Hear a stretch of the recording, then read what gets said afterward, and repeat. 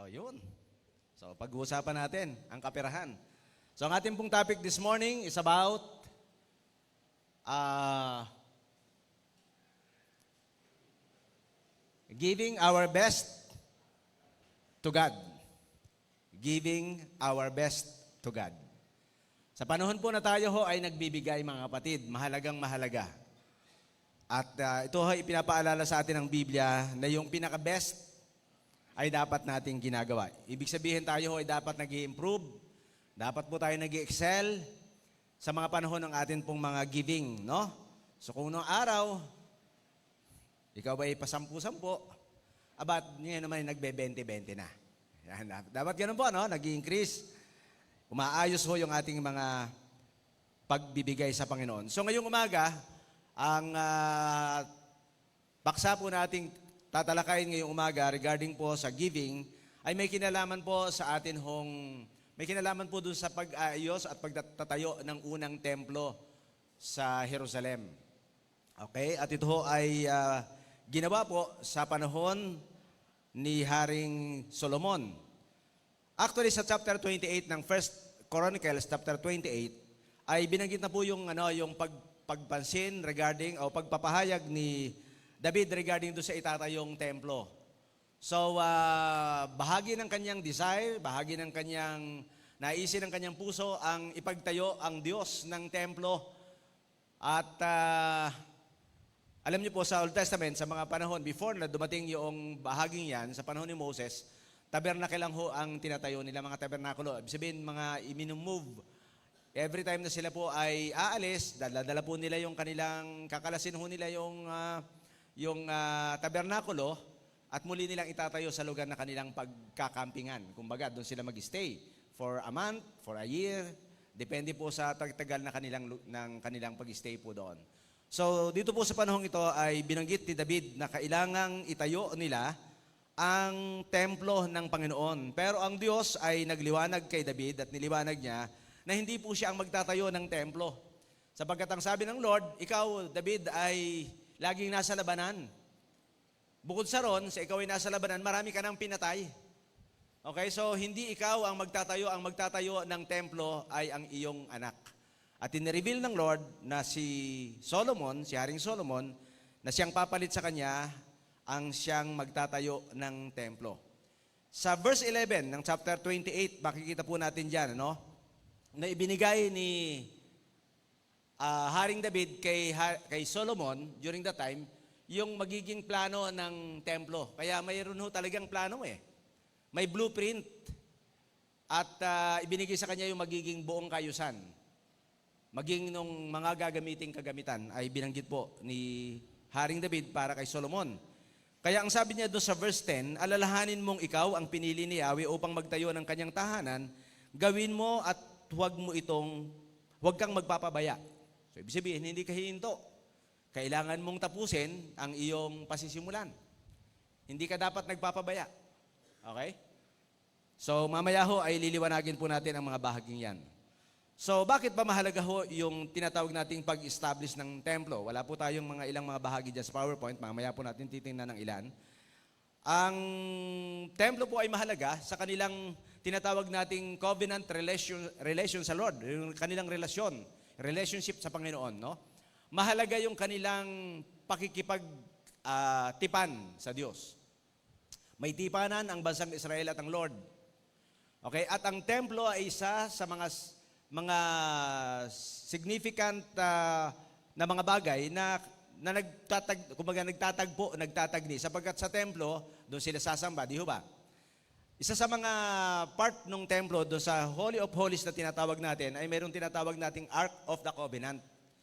Yung Ark of the Covenant ay ano po yan, dalaho nila every time na sila po ay nagta-travel, di ba?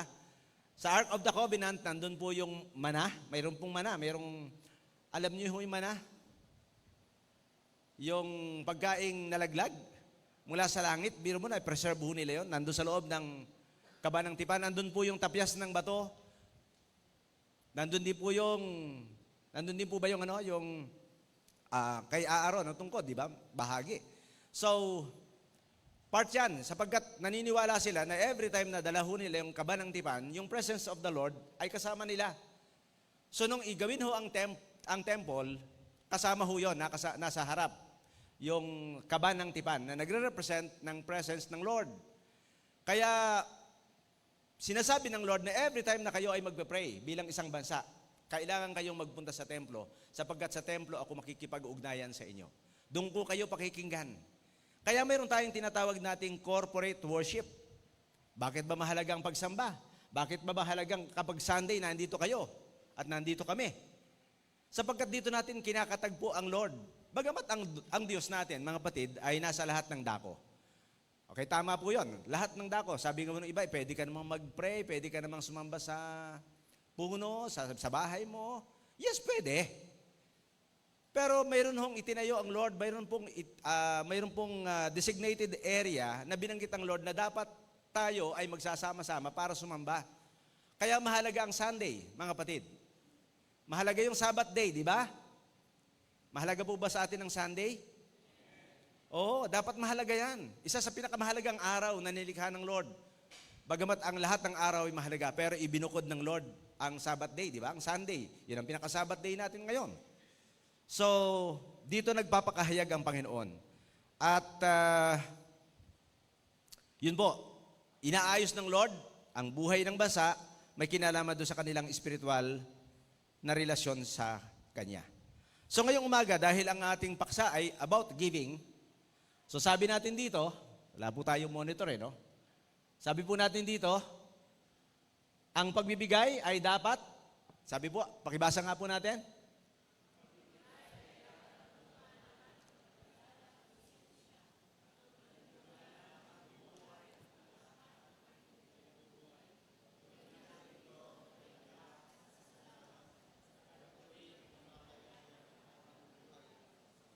Yun. So yung pagbibigay daw po natin, sangayon po sa ating proposition, ay pagkilala. So pag tayo ay nagbibigay, ibig sabihin kinikilala natin ang Diyos bilang Diyos ng buhay natin. Tama po. At kasama nung ating pagkilala sa ating Diyos ay sinasabi natin sa ating sariling si Lord, ang siyang may bigay, ang Diyos ang nagmamay-ari ng lahat ng mayroon ako. Bahay mo, kotse mo, properties na mayroon ka, kayamanang mayroon ka sa bangko at iba't iba pa. So lahat yan, kasama ang ating family. Lahat ho yan ay property, pag-aari ng Diyos na ipinagkatiwala sa atin. So sa panahon ng ating pagbibigay, nare-recognize natin yon, kinikilala natin na si Lord ang siyang nagbigay sa atin. So sabi natin dito, gawin natin ito ng mayroong pasasalamat. Every time na ikaw at ako ay magbibigay, sana sa puso natin, nagpapasalamat tayo kay Lord, nagagalak tayo, masaya tayo kasama sa giving time. Excited tayo every time na mayroong pagbibigayan sa simbahan. Dapat ganun po yung ating attitude. Sapagkat ang sabi natin dito, sapagkat ito rin po ay pagpapahayag o kapahayagan ng ating buhay pagsamba. Alam niyo po, ang aklat ng Exodus ay nagsasabi na sa panahon na wala hong panahon dapat sa panahon ng pagsamba na hindi ka nagbibigay at hindi ka nagdadala ng handog. Every time na ikaw ay magcha-church, dapat mayroon kang dalang handog sa Diyos. Okay? So hindi lamang po every Sunday, kung ikaw ay mayroong sa ibang simbahan, may midweek. Naalala ko nung kami po ay nagkakaroon ng downwatch sa Pulong Yantok, 2 years po yon. Every day. At every day po kami naghahandog. Every day, mayroong handog. Monday to Sunday. Ganun po. 2 taon po yun. So, every time na tayo pupunta ng simbahan, tayo po ay dapat nagbibigay. Sapagkat naniniwala tayo doon sa kasabihan, at sinasabi rin po ng Biblia na giving is a blessing. Amen? Pagka ikaw ay nagbigay, pinagpapala ka ni Lord. Tama po? Parang wala nang naniniwala doon Okay? So, yung giving po, pagka ikaw ay nagbigay, ibig sabihin, mayroong kasamang blessing si Lord. At ang maganda doon, kaya ka nakapagbibigay, may blessing si Lord. Right? Kasi kung wala kang pambigay, ibig sabihin, ang connotation nun, hindi ka pinagpala. Pero kung ikaw ay pinagpala, dapat nagbibigay ka. Bukod doon sa nagbibigay tayo para pagpalain. Pero nangangulugan pagka ikaw ay nagbibigay, ikaw ay pinagpala. Amen. Okay, so sa unang bahagi ho ng ating pag-uusap at pag-aaral ngayong umaga, pag-usapan po natin, number 1, is about the revelation in giving. Pakisundan nyo na lang ako, please, no? The revelation in giving. So, babasahin po natin ang ilang mga talata from verse 1. Pakibasa na po natin, verse 1 to 4. Pakibasa po natin, malakas.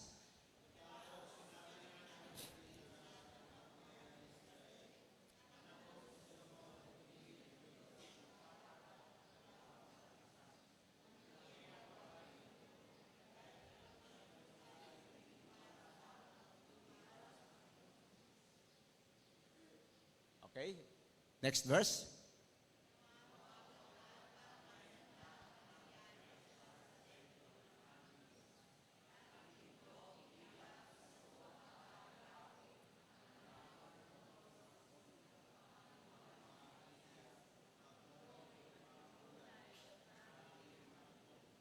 Okay, sa verse 3.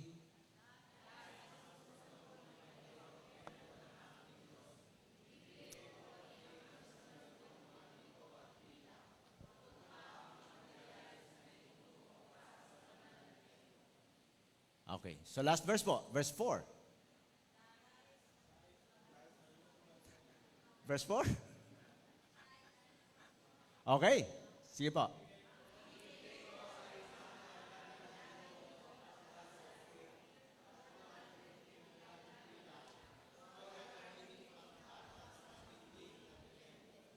Ayun. So, okay, mga kapatid, pag binalikan po natin yung mga talata, sinabi po ni David na yung kanyang anak na si Solomon ay bata pa during that time. So, ang point ay kailangan nilang tulungan ang si Haring Solomon para itayo ang templo. At binanggit po ni David yung kanyang mga ginawang preparations, okay, at ang kanyang pagnanais na maging bahagi o makatulong po siya sa tinatawag nating pagtatayo ng templo. So ano ang dahilan po kung bakit kailangan silang magbigay?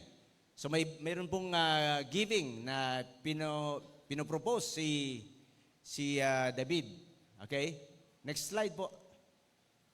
So, yun po yung tanong natin. Ano ho ang dahilan? Bakit mayroon pang mga gagawing pagbibigay sa panahon ngayon na itatayo ang templo? Unang dahilan po, siyempre, ang sabi po dyan, ang pagtatayo ng templo ay para kay Lord. So itatayo ho nila ang ibang asalin. Tawag natin dito yung bahay ng Panginoon. Yung templo ay nangangahulugan ng bahay ng Panginoon. Okay? So, kailangan itayo yung templo. Sapagkat sa templo ay sinasabi ng Bible na pag itinayo ninyo ang templo, yung presence ko ay mananatili doon. So ito ay bahay ng Panginoon. Okay? Ang templo, ang church, ay nirecognize natin na house of God. Bahay ni Lord. So mahalaga ho yun na dapat nating naintindihan. Na kapag tayo nagtatayo ng templo, inaayos natin ang templo, inaayos natin yung bahay ng Panginoon. Mamaya ho, mayroong ilang mga talata na kailangan ho nating tingnan at pag-usapan pa rin po. So, ito ho ay hindi para sa tao, ang sabi ng Bible. Hindi ito para sa tao. Kaya itong ating inaayos na templo ngayon ay hindi para kay pastor. Hindi para sa Pangulo ng Paggawain. Hindi po. Hindi ito project ng sino man sa atin. Tama po. Proyekto ito para kay Lord. Amen? Kung bisito po ba tayo doon na ang templo ho ay para sa Diyos? Okay? So, hindi ho atin. Hindi ho para sa atin. Actually, hindi ho para ikaw at ako ang masiyahan. Masarap lang na parang, halimbawa, malamig sa church. Okay? Kaya kailangan natin mag-aircon. Papalitan natin siguro someday ang mga upuan na yan para hindi ho ganyan ang klase ng upuan natin na madulas. Dapat yung pagka umupo ka, sumalpa ka, hindi ka madudulas. Mga ganon, no? So, titingnan natin. Pero dapat maliwanag sa ating mga isipan, ng ating itinatayo ay hindi project ng tao at para sa tao. Hindi ito para sa tao. Hindi para masabing, ay, punta kayo sa SB. Napakaganda ng simbahan namin. Pwede natin sabihin yun, pero yung mga bagay sa likod doon, mga kapatid, ay, thank you, Rock, ay talagang para kay Lord, no? So si Lord ang dapat, sabi nga, si Lord ang dapat sentro. Si Lord ang dapat sentro ng pag-uusap sa templo. Si Lord ang dapat bida. Amen? Siya yung dapat naghahari sa simbahan. Siya, sapagkat ang templo ay Kanya. Pangalawa, sabi po ng ating pong ang templong itatayo ay espesyal. So espesyal, pag sinabi mong espesyal, ano ba ang connotation natin sa espesyal? Mga kapatid. Pinakamaganda. Pag sinabi mong special, pupunta ka ng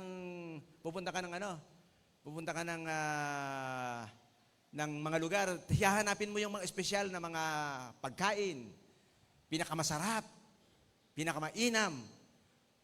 Okay? So pag sinabi nating espesyal ay magandang maganda. Kaya pag tayo ay magtatayo ng bahay, ng templo ng Panginoon, hindi pwede yung parang sasabihin natin, pwede na po yan. Hindi pwede yung katwirang, pwede na yan. Espesyal para kay Lord Tama? O ikaw ba sa bahay mo, kung ikaw ay nagtayo ng bahay mo, gusto mo bang ang mga tiles, halimbawa, tiles ay parang ganito. Halimbawa, ito yung dating church natin. Pero hindi na bagay, tama? Bagay pa ba? Bagay pa po ba? Hindi na. Parang chapsuy na ho yan O iba yung tiles doon. Iba din doon. Di ba? Sa likod, iba din. Dito, iba din.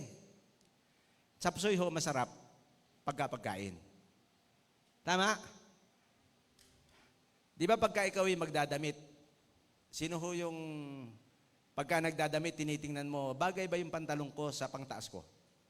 Bagay ba yung pangtaas ko sa sapatos ko? Mga ganon, di ba? Tama? So, sa atin po, personal na paggagayak, inaayos natin ang ating sarili. Bagay ba sa akin ito? Okay? Bagay ba sa kulay ko yung kulay na yan? Di ba? So, mas lalo po sa simbahan. Kailangan ho nating tingnan ano ho yung talagang tama, ano ho yung pinakamaganda. So dito ho, mapapansin po ninyo, pinaliwanag ni David kay Solomon, yung plano, hindi lamang yung plano, kasama ho yung gagawin. Ano yung mga kagamitan? Alam niyo po doon sa panahon nila Moses, yung tinatag nating tabernacle, pili ho yung kahoy na gagamitin. Akasya yung ginagawa. Yun hong mga ginto, yung pinakamahusay na ginto ang nilalagay. May sukat, yung taas, yung lapad, sukat na sukat ho yun. Kaya ang unang arkitekto talaga si Lord. Tama? Kaya dapat talagang may plano. Hindi yung parang, gagawin ko ito ngayon. Sa isang taon, sa isang linggo, iba naman ang gagawin. Parang gano'n, no? Yung parang dudugtungan mo na lang. Pero wala kang perspective. Hindi mo alam kung ano ang mangyayari after. So si Lord na magpatayo, nang ipatayo ang templo, kasama po yung plano. Kasama yung kagamitan na dapat gamitin. At ang gagamitin ho, nagamit nila, ay yung pinakamahuhusay na kagamitan. Kaya gusto kong sabihin sa inyo ngayon, ito. Kung bibili rin lang ho tayo ng kagamitan para sa church, huwag yung pinakamura. Dapat yung pinakamahusay, at kung maaari, yung pinakamahal. Dapat ang simbahan hindi po tinitipid. Pakisabi mo sa katabi mo. Kung yung bahay mo tinipid mo, sa church huwag mong gawin yan. Para kay Lord Tama? Para ba kanino ang simbahan, ang church? Para sa Panginoon. O hindi ka ba maghahandog ng the best? Sa Lord? So dapat pinagbubuti natin, pinagagandaho natin. Dapat yung pinakamaayos na pwede nating iayos, ang dapat nating gagawin. Amen po. Kaya sa susunod, pag binakbak po natin yung mga tiles natin yan, yung pinakamagandang tiles ang gagamitin natin. Sa mga pag-attend po natin ng mga seminar, sabi nga nung ilang mga preachers natin, dapat ang CR, nakaka-born again. O, di ba narinig natin yan? Pagpasok mo sa CR ng church, mabuborn again ka. Ibig sabihin maganda. Mapapawaw ka. Hindi yung wow mali. Hindi yung wow talaga. Di ba? Pagpasok mo na simbahan, wow! Ang ganda. Tama? Dapat po, para kay Lord, the best. Huwag nating titipirin dahil yung project natin ito ay hindi para sa atin. Para ito sa Panginoon. At para sa Panginoon, tama po, sabi natin, the best ang dapat natin ginagawa. Thirdly, ang proyekto pong ito ay dapat, ito po ay pinaghandaan. Yung proyekto, yung first temple, pinaghandaan po yan. Hindi po yan basta ginawa na, gawin na natin. Hindi ho. Pinaghandaan po yan. No? At maliwanag po na binanggit ho yan ni David, yung preparation. Doon sa preparation, binanggit ni David na, binanggit doon sa verse 4, yung mga gagamitin, tama po, na kanilang naipon, mga ginto, pilak. Pagkatapos, sabi ni David, kasama yung property mayroon ako, kasama yung asset na mayroon ako, ay ibibigay ko pa. Kaya doon sa bigayan po, ay si David ho ay kasama. At pangunahin po siya na nagbigay nung kanyang donasyon para matayo ang templo. Kaya kami pong mga leaders, hindi po kami exempted. Dapat ho, kami ay isa sa mga tumatangkilik. Kaya kami ni Jack, every time na meron pong mga proyekto sa simbahan, kahit saang simbahan na kami napunta, hindi po pwedeng hindi ho kami mag-share. Okay? So, hindi man kasi laki ng mga share ng mga mayayaman sa simbahan, at least nauna kaming magsabing ito ang share namin. So, hindi po kami nagpapatihuli. Hindi po kami parang magpapalibre, hindi ho. Kasama kami sa pagbibigay. Kasama kami ho na bumabalikan. Kasama ng ating mga LCC members, no? So, yun po. So, ito ho ay dapat pinaghahandaan. So, dapat mayroon tayong mga preparations. May paghahanda po. Kaya mayroon tayong mga meetings, mayroon tayong mga ginawang mga pagtataya, magkano ang budget natin. Hindi ko alam. Actually, parang 15 million yung ating budget po dito sa simbahan para matapos po natin ang church natin. So, siguro once pwede tayo atin hong bagitin kung magkano na yung nare-raise natin, magkano yung nagastos, at magkano pa po yung kulang. Sa susunod na panahon po ay ating i-report marahil yan. Para makita po natin ano pa po yung mga kakulangan. So hindi ho tayo dapat na tumigil, mga kapatid. Hindi ba pwedeng ganito tayo kainit dito? O iba sa inyo, pinagpapawisan na. Di ba? So hindi tayo masyadong komportable. So sabi natin dito, mahalaga ang templo sapagkat ito po ay para kay Lord. Pangalawang bagay po, na gusto nating pag-usapan is about the invitation in giving.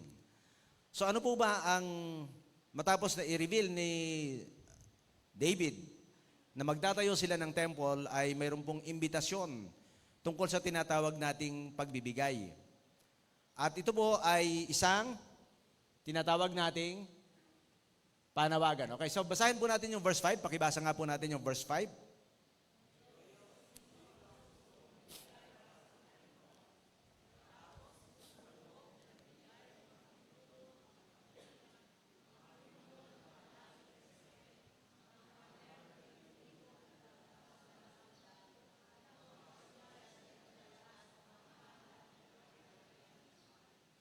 Okay, so yung pong talatang 5 ay bahagi ng tinatawag dating panawagan, ano?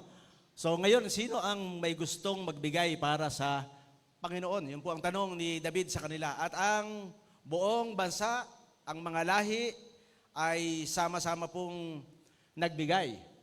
Tawag po natin dito, mga kapatid, ay, okay. So, pakibasa nga po natin yung verse 7 to verse 8.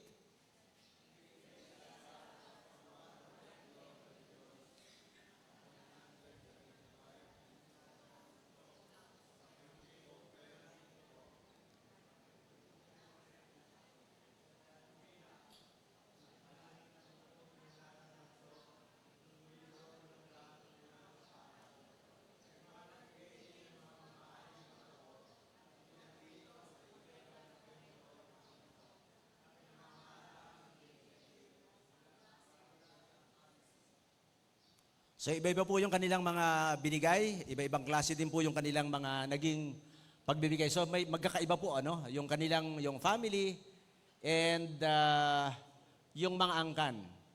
So sabi natin dito, okay, nasama po yung part na yan. Okay. Ba't nagkaganyan anak yung ating PowerPoint? Okay. Sige po, verse 9, tingnan po natin. Pakibasa po natin.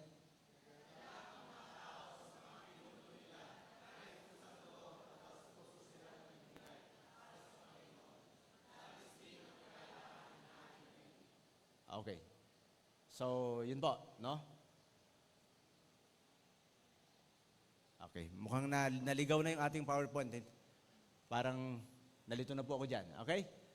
So, sabi po natin doon sa ating naging pag-uusap kanina. Okay, sundan na lang po ninyo ako, mga kapatid, no? Sa PowerPoint, sa ating technical team. Okay po, ito po ay isang personal na panawagan actually ng Lord sa buhay ng bansa, no? Personal. So, ibig sabihin, lahat ho sila ay kinailangan ho na pasya sa kanilang pagbibigay. Sabi po ni David kanina, sino sa inyo ang nais na magbigay para sa gawain pong ito? Ito rin po ay isang malinaw na panawagan. Okay?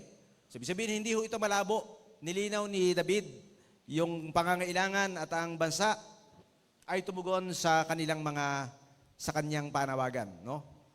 At binanggit po yan doon sa verse 6 to 9. Samantalang makikita po natin yung ilang mga panuntunan na pwede nating makita, no?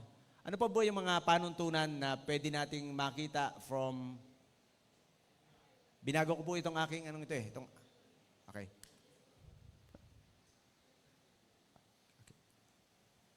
So mga panuntunan sa tinatawag ho nating pagbibigay. Okay? Number 1,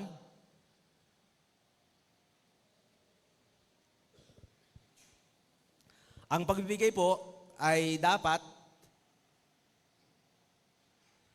pong kusang loob.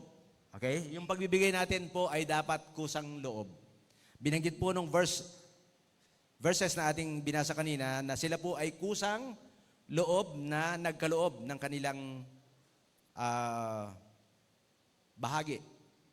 So, ibig sabihin, hindi po sila napilitan, hindi po sila pinilit, marahil hindi rin po sila tinukahan.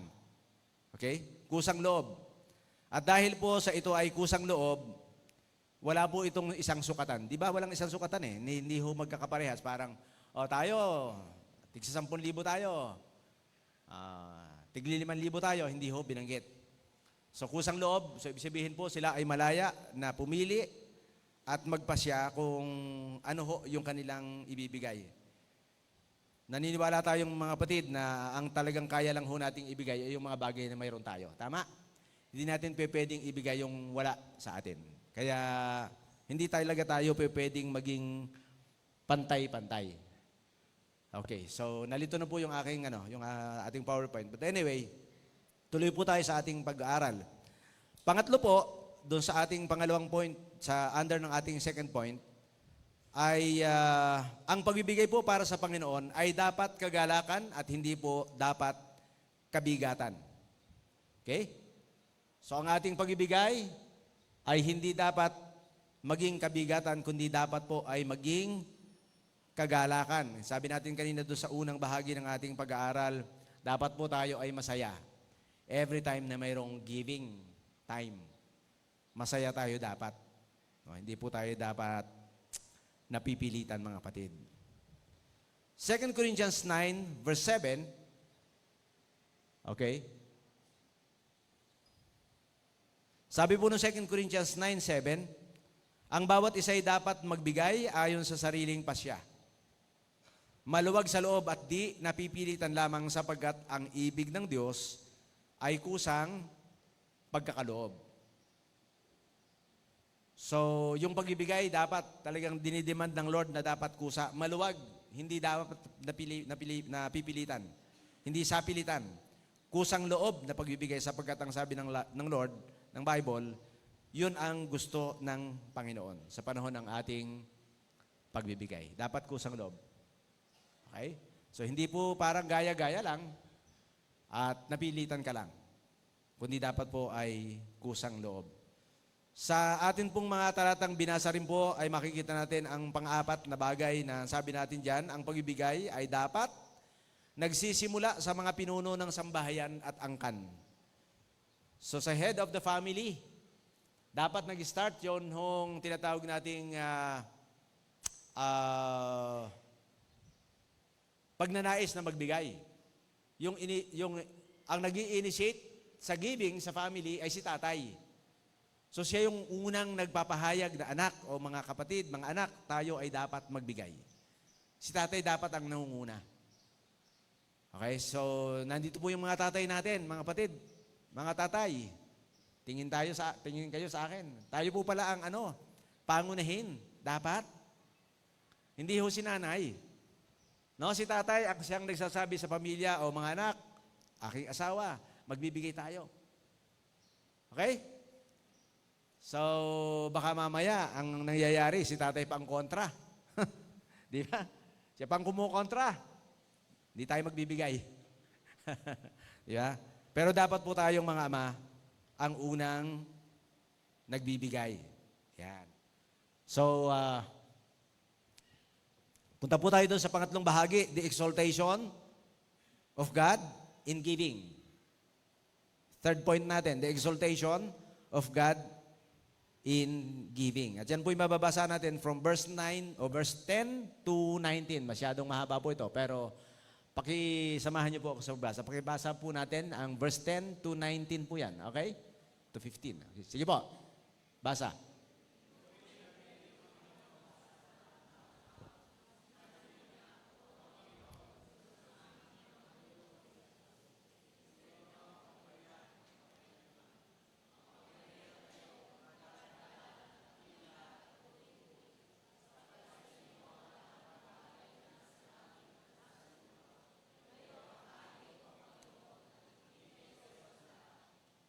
Next.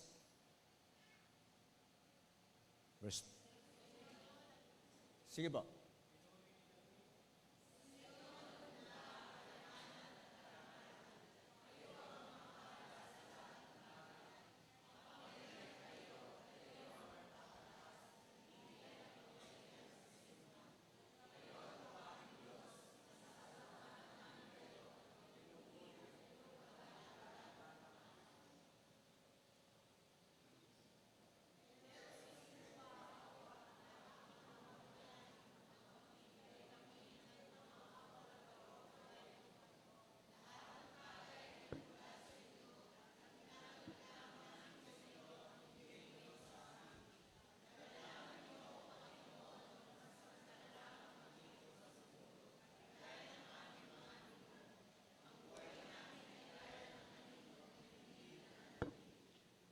Okay.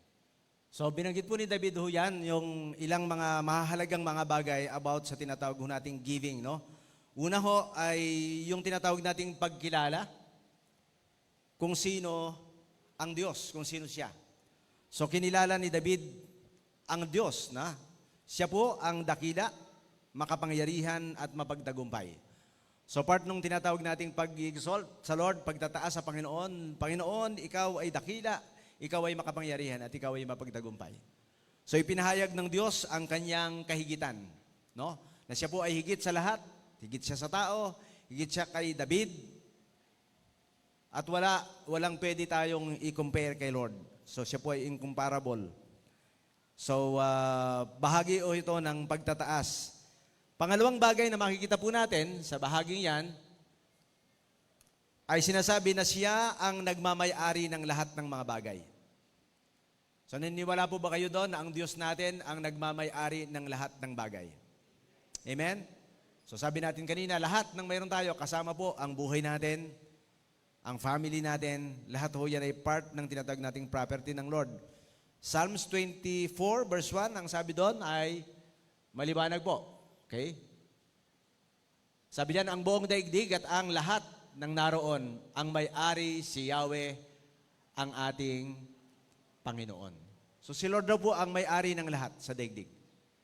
Kaya pala kahit ho titulado ang lupa mo, nakapangalan sa iyo ang sasakyan mo, hindi pala talaga tayo ang totoong may-ari. Amen?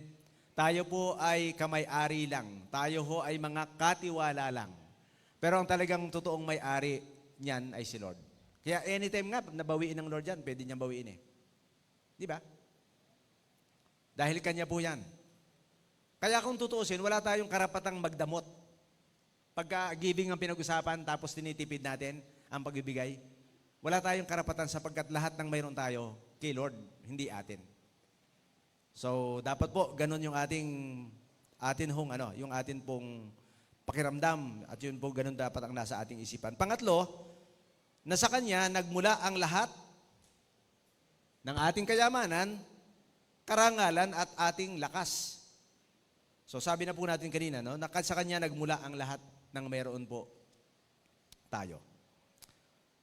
So, tingnan po natin yung paalaala sa atin sa Deuteronomy chapter 8, verse 9, 17 and 18. Ano po ang sabi dyan sa talata natin? Pakibasa nga po natin yung verse 17, 18.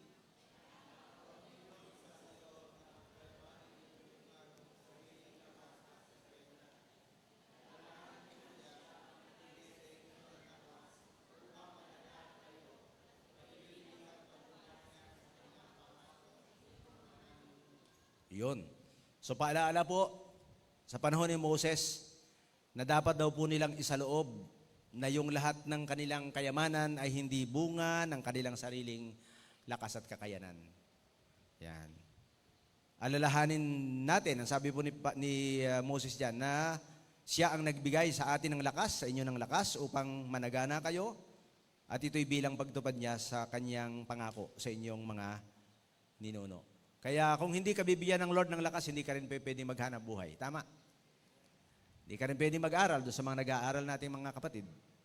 So hindi ka magkakaroon ng mga bagay na mayroon ka kung walang Diyos na siyang nagbibigay sa iyo ng kalakasan. Kaya nga sinasabi natin, health is wealth. Diba?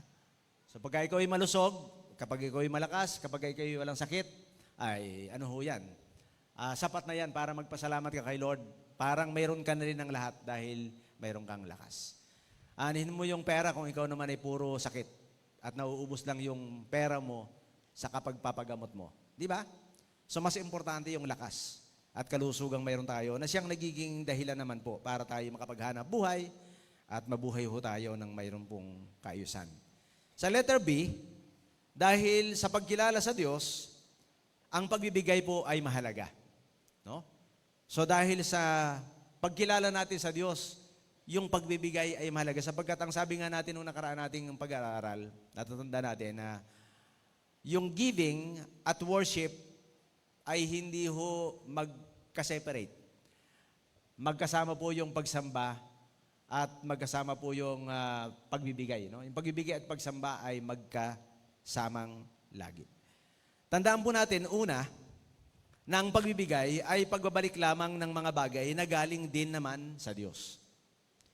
So pag tayo nagbibigay sa Lord, sa ating offering time, ano ho yan? Part lang na ating pagbabalik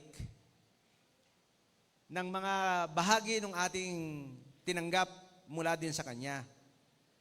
Tingnan nyo yung verse 14. Sabi po ng verse 14, ngunit sino ako at ang bayang ito? Buong puso kaming nagkakaloob sapagkat ang lahat ng ito ay galing sa inyo at ibinabalik lamang namin. So sabi po ni David, ibinabalik namin, Lord, lang yung mga bagay na sa iyo din naman nanggaling. Kaya maliwanag dito na hindi kanila, kundi kay Lord rin nanggaling yung ating ibinibigay din sa Kanya. Tingnan niyo po yung no? Pero si Lord masaya every time na ikaw ay nagbibigay sa Kanya. Yun po yun. Although galing sa Kanya yan. Parang magulang siguro. Magulang, binigyan mo yung anak mo. Tapos maya-maya, binilhan ka ng anak mo ng damit. Pero yung ipinambili niya, yun din yung ibinigay mo. Di ba masaya? So ganun ho yung sinasabi ng talata dito. Ibinabalik lang natin sa Lord yung mga bagay na sa Kanya din naman po talaga nang galing. Kaya hindi po tayo pwedeng maging mapagmalaki at sabihin natin, ganito kalaki yung ibinigay ko. Hindi ho pwede dahil lahat ho ay galing kay Lord.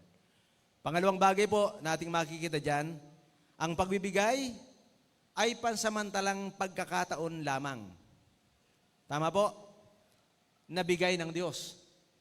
Pansamantalang pagkakataon. Okay? Pwede ba natin basahin yung verse 15? Ito po ang sabi ng verse 15.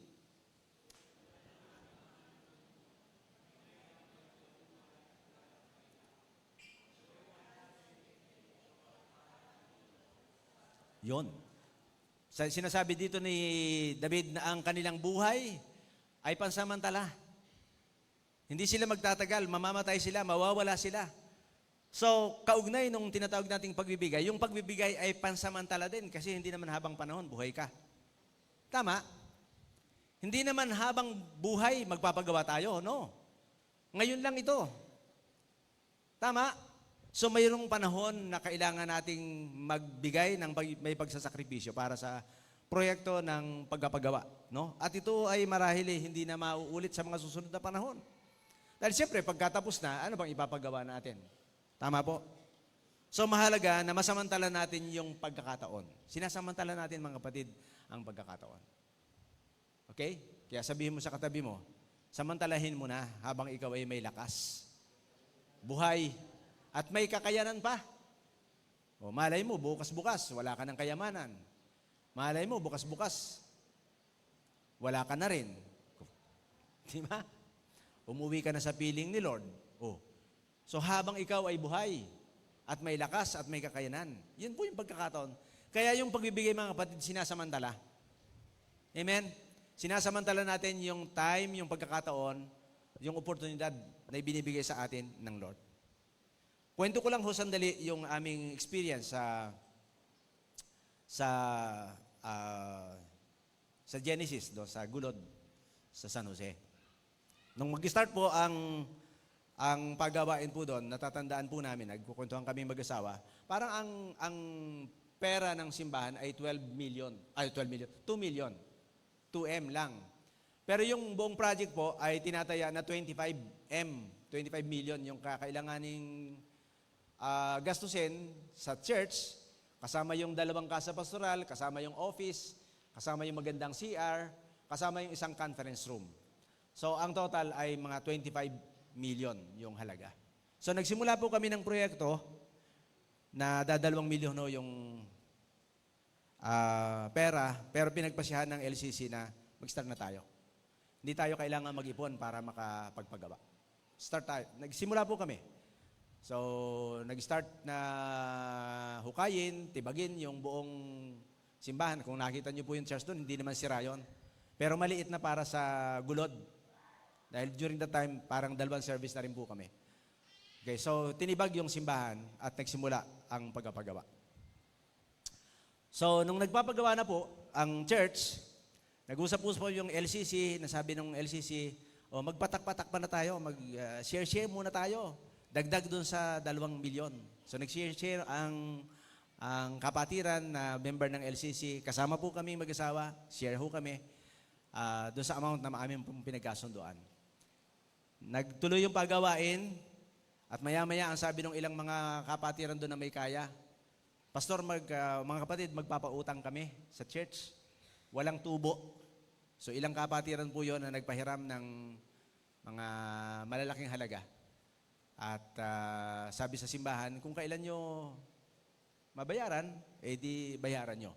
Pero ipapahiram namin ito ng walang tubo. So, tuloy-tuloy po yung paggawain. Hindi ho kami nag-stop. Okay? Nagpatuloy ang pagtatayo ng building ng Genesis. And noon po nasa siguro mga parang kalagitnaan na ho yung pagpapagawa. Ang isang magandang bagay na nangyari sa church, okay? Yung mga kapatiran ho ay nagkabentahan ng lupa. So marami ho yung mga dating nakapending na mga lupang ibinebenta ng mga kapatid. Nabenta si lupa. At siyempre, alam na natin nangyari, yung mga kapatiran natin na tapat, nagbigay sila ng tithes. Plus, bukod doon sa tithes nila, nagbigay sila ng kanilang mga additional na mga offerings. No? So, nagtuloy-tuloy ho yung paggawain hanggang sa matapos po yung pagpagawa na pinagawa lang po namin yan ng almost a year. 1 taon lang, singkad. Yung buong simbahan ng Genesis, kasama yung dalawang kasapastoran sa gilid, yun nga sinabi ko kanina, medyo gumanda ho yung CR, mayroong magandang opisina, mayroong isang magandang conference room doon sa likod ng church. Okay, so yung lahat po na yon ay naging daan para ma-fulfill yung dream ng kapatiran na magpatayo ng simbahan. So 1 taon lang ho na nangyari. So ang point mga kapatid, no? Mahalaga ho yung pagtutulungan. Mahalaga ho yung pagtutulong-tulong. Katulad ng ating nabanggit kanina. So yung mga kapatiran, yung mga tao sa bansang Israel, silang lahat ay naging bahagi sa tinatawag ho nating pagbibigay. Okay? At hindi pa po natapos doon yung kwento ko doon sa Genesis, sa gulod. Alam niyo po bang yung mga kapatiran natin doon, dahil siyempre nagkapera, nagtayo rin ng kanilang sariling bahay. So pagpasok nyo ngayon doon sa area ng gulod, makikita nyo naglalakihan ho yung mga bahay ng kapatiran natin. So pagkatapos na nagawa yung simbahan, nagsunod-sunod na po yun. Marami ho yun, hanggang doon sa pinakadulo. Hanggang doon sa may kabalae ko doon, sa area ng gulod, ay nakapagpagawa sila ng kanilang mga malalaking mga bahay. Nakasama na po yung aming pangatlong anak dahil mga kapamilya na ho yun doon no? So yun. So nakakatuwa na nung nagsimulang matapos ang church, pinagpala din ho ng Lord ang mga kapatid. Amen? So naniniwala po ba kayo na sa panahon na tayo ho ay nagmalasakit sa pagkakaloob para sa templo, maniwala ho kayo, mayroon hong dalang pagpapala para sa atin. Pagpapalain po tayo ng Panginoon, mga kapatid. Hindi, sabi nga natin, ang Diyos natin ay hindi ho maikli ang kamay. At hindi ho siya, hindi niya kayang hindi to pa rin yung kanyang pangako. Sabi ng Bible, yung pangako ng Lord, di ba? Bahagi ng pangako niya yan doon sa kanyang sa mga ninuno pa ng mga nila David. Okay? Kaya naniniwala tayo na pag tayo po ay natutong magbigay, mga kapatid, tayo din po ay pagpapalain ng Lord. Pag binasa ninyo yung aklat ng Hagay, hindi na po natin babasahin. Yung pangalawang pagtatayo, yung rebuilding of the temple, sapagkat nawasak po yung unang templong ginawa ni Solomon. Okay? Dahil sila ho ay sinakop ng ibang mga bansa. So nawasak ho yun, nasira. So sa panahon ni Ezra, sa panahon ni Zerubbabel, itinayong muli ang Temple of Jerusalem. So sabi ni Lord sa mga mamamayan ng bansa, kayo, nagtatanim kayo, pero hindi kayo nag-aani. Naghahanap buhay kayo, pero wala kayong maipon. Di ba? At ang sabi ni Lord, alam nyo ba ang dahilan kung bakit kayo'y nagkakaganyan na hanggang ngayon ay naghihirap? Kayo, mayroon kayong sariling mga bahay at magaganda ang inyong mga bahay, sabi ni Lord. Pero pinabayaan ninyo ang aking tahanan na wasak. So para sinasabi ni Lord, pagkumparahin natin yung bahay ko sa bahay mo, yung bahay mo mas maayos, mas komportable. Pero ang simbahan na bahay ko, sabi ni Lord, wasak. So kung bakit kayo nagkakaganyan, kaya kayo hindi nakakaipon, kaya kayo naghihirap, ang dahilan, sapagkat pinabayaan yung wasak ang templo. So pansinin niyo po, si Lord nagsasabi na yung kanilang kabuhayan pala ay mayroong relasyon sa kapagitan at pagkawasak ng templo ng Panginoon. So yung sinasabi natin kanina, mayroong pong relasyon, mayroong spiritual na bahagi yan, o kahit sa material, na mga bahagi ng buhay natin. Kaya kapag tayo ho ay hindi naging mapagbigay, mga kapatid, yung kahirapan ay mananatili.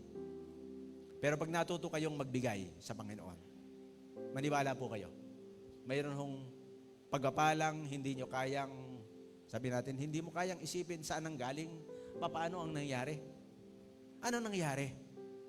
Di ba, mamamangha ka sa gagawin ng Lord sa buhay mo at sa buhay ng pamilya mo. Yun ay kung matututo tayong magbigay ng pagsasakripisyo po para sa Panginoon. Amen po ba mga kapatid? So sabi natin doon sa ating konklusyon, giving our best to God. Yung una pong binanggit natin kanina is about the revelation of giving, the invitation of giving, and the exaltation in giving. Sa Proverbs 3:9, sabi po ng Bible, si Yahweh ay handugan mo, bahagi ng kayamanan. Pinakamainam na ani mo sa Kanya ay ibigay. Verse 10, sa gayon, kamalig mo ay lagi ng aapaw. Sisidlan ng inumin ay hindi nga matutuyuan. So tingnan nyo yung verse 9. Bahagi lang ng kayamanan ang hinihingi ni Lord. Hindi naman lahat. Hindi naman lahat ng milyon na mayroon ka, kailangan mong ibigay. Bahagi lang ng mayroon ka, ang sabi ng Lord, ibigay mo. Pero sabi ng Bible, pinakamainam, the best. Hindi tira-tira. Hindi barya-barya. Hindi tingi-tingi. Pinakamainam na handog mo sa Kanya mo ibigay. Okay? At ano po ang gagawin ng Lord? Sa gayon, ang kamalig mo ay laging aapaw. Sisidlan ng inumin ay hindi nga matutuyuan. Naniniwala po ba kayo sa verse na ito? Salita ng Lord na ito. Pag tayo natutong magbigay ng higit sa ating mga parang talagang kinaya at kakayanan, ibabalik ng Lord. Ibibless tayo ng Lord. Sabi niya, hindi matutuyuan. Tatandaan natin yung isang byuda na nagpakain kay Elijah. Sa panahon din ni Eliseo, hindi ho nawala ng kanilang kabuhayan. Mga byuda ho yun. Bakit ho? Sapagkat natuto silang magbigay kahit doon sa lingkod ng Lord. So, giving is a blessing. Pag tayo ho ay nagbigay, tayo po ay i-bless. So, tingnan po natin to. Pag-isipan po natin itong mga kapatid, no? Next slide.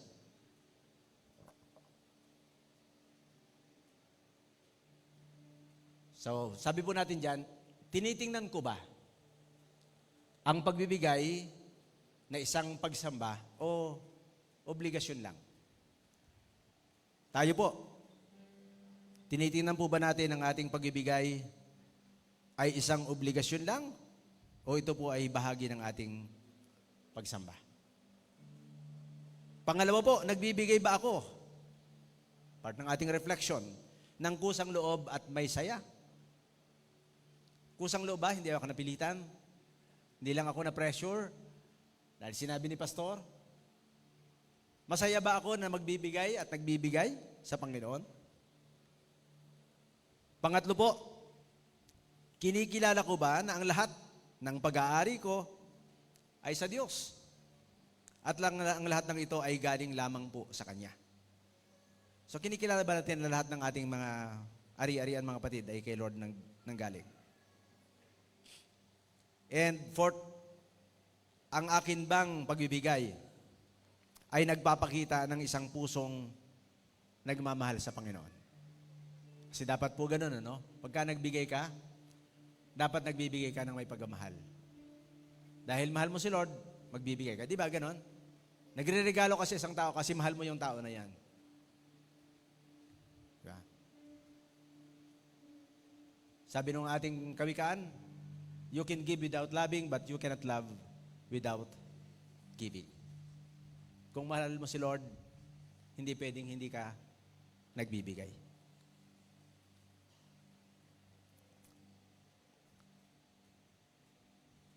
True giving, sabi po dyan, basahin na natin, true giving is not measured by the size of the gift, but by the surrender of the heart that offers it to God. Hindi po palakihan. Dapat po yung ating mga pagbibigay ay bahagi ng ating pag-surrender ng ating buhay sa Panginoon. Kaya sa huling bahagi ho ng ating question at gusto kong ito ay ating sagutin, tanong natin po dyan ngayong umaga, Sino po sa inyo ang handang magkaloob sa gawain ito ng Panginoon? So mayroon po tayong malaking proyekto and sabi ko nga, next time siguro i-report magkano pa ba talaga ang kulang para matapos natin ang simbahan po ito. Kailangan natin ng ceiling, kailangan natin ng mga ilaw, kailangan natin ng mga bagong tiles, kailangan natin marahil ng mga dagdag at mga bagong upuan, kailangan natin ng mga bagong aircon. Hindi na po kakayanin ng mga aircon natin. Actually, luma na siya. Hindi na sufficient. Magastos na po yan, kaya tayo bibili ng malalaking mga aircon. Okay? And marami pa pong iba. Hanggang sa ibaba po ito, mayroon tayong mga pagawain. Malaki pa po ang ating pagawain. Actually, hindi pa po tayo nakakakalahati. Hindi pa tayo nakakakalahati. So, ang tanong sa atin ngayong umaga at ito'y tanong sa ating lahat. Sa inyo, kasama po ako. Tanong natin dyan ay sino po ang handang magkaloob sa gawain. Hindi natin sinasabi yung price, depende po sa inyo kung magkano ang inyong ipagkakaloob. Pero ang tanong, sino sa atin ang handang magkaloob? Ang inyo pong pagtugon ay gusto kong makita ngayong umaga. Gusto nating makita ni Lord yung ating pagsasabing, yes, Lord, kasama po ako na magko-contribute para sa pagawain.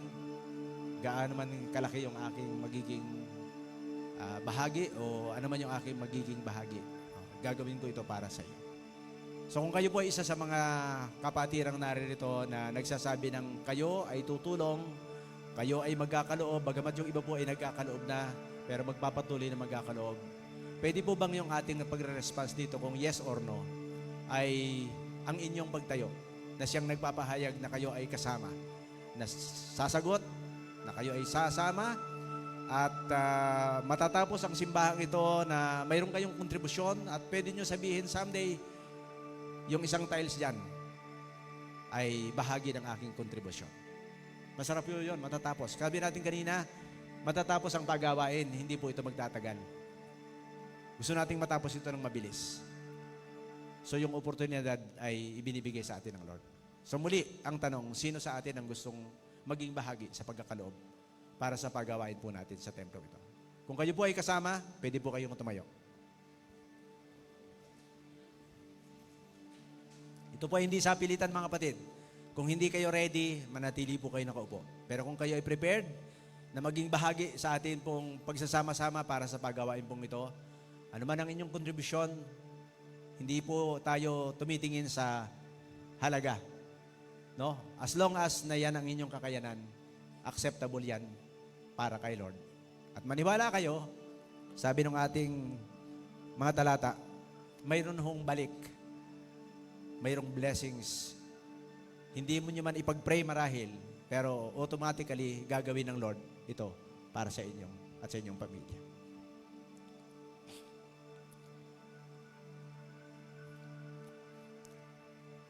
Pwede po kayong makipag-usap sa Panginoon ngayon pong umaga. Kung kayo po ay ready, o ready na sabihin kay Lord kung magkano ang gusto nyong ibigay para sa pagawain, pwede nyo sabihin kay Lord.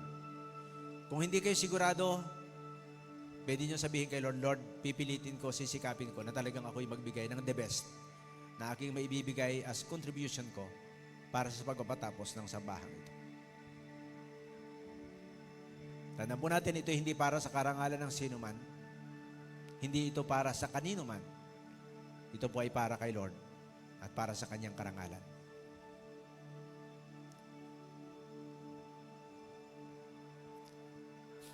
Panginoon, sa umaga pong ito, narinig namin ang panawagan mo at ang mensahe mo. Kami po ngayon ay napipinto sa malaking pagpapagawa. Hindi po maliit ang paggawain. Milyon po ang pinag-uusapan. Pero ang isang pinagpapasalamat namin, Lord, ay ang sabi mo sa amin na ikaw ang Diyos na siyang nagmamayari ng lahat ng bagay. Sinabi mo rin sa amin, Panginoon, ngayong umaga, na ang lahat ng mayroon kami ay galing lang sa iyo. At sa panahon ng aming mga pagkakaloob, binabalik lang namin, Lord, yung portion. Bahagi lang, Panginoon. Hindi naman lahat ay sinabi mong kailangang ibigay. Portion lang ng aming area ng aming pwedeng ibigay. Pero sinasabi mo sa amin, Lord, na dapat yung pinaka-the best na bahagi, pinakamainam na ani, ang aming dapat maging handog sa iyo. Hindi tira-tira.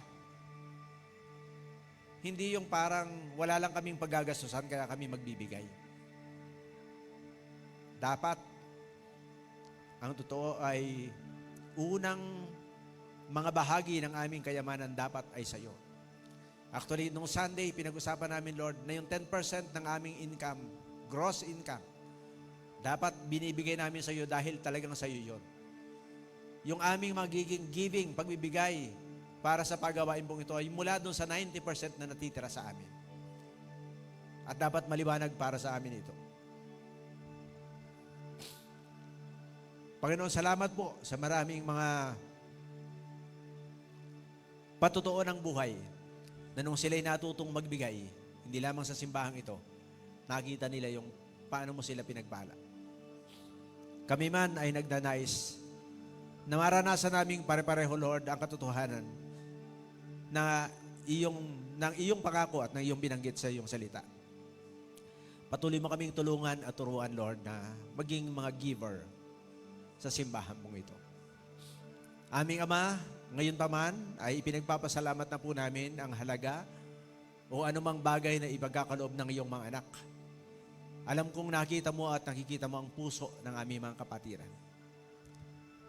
Hawak mo ang kanilang buhay at aming buhay. Hawak mo ang lahat ng mga bagay na mayroon kami, Panginoon, at nasa iyong mga kamay ang lahat ng ito. Patuloy naming hinihiling ng iyong pagpapala sa buhay ng mga kapatiran po namin ay iyong ipagkaloob sa kanila. Hindi lamang kayamanang material, kasama na po ang kalusugan, kasama na po ang kapayapaan, katahimikan sa mga pamilyang aming kinabibilangan, pagtatagumpay laban sa kasalanan at laban sa iba't ibang uri ng mga pagsubok sa buhay. Gawin mong mapagpala, maging masaya, mapakinabang ang aming mga buhay, samantalang kami po ay binibigyan mo ng pagkakataon, Panginoon. Ama, salamat po ng marami. Kami po ay umaasa at ngayon pa man ay nagpapasalamat sa magiging kayarian ng sambahan pong ito na magbibigay ng karangalan sa iyo at hindi lamang kami ang magiging masaya kapag amin pong titingnan at pupuntahan ang church ito, kundi ikaw na Diyos na siyang may-ari ng lahat, na siyang iyong, sabi mo sa iyong salita, ito'y bahagi, ito'y iyong tahanan, Panginoon. Ikaw ay magiging masaya para sa amin, Panginoon. Salamat po ng maraming Panginoon, sa pagkakataon pong ito. Sa iyo namin ibinabalik ang aming pagpapasalamat, pagpupuri at pagsamba sa pangalan po ng aming Panginoon Jesus. Amen. At amen.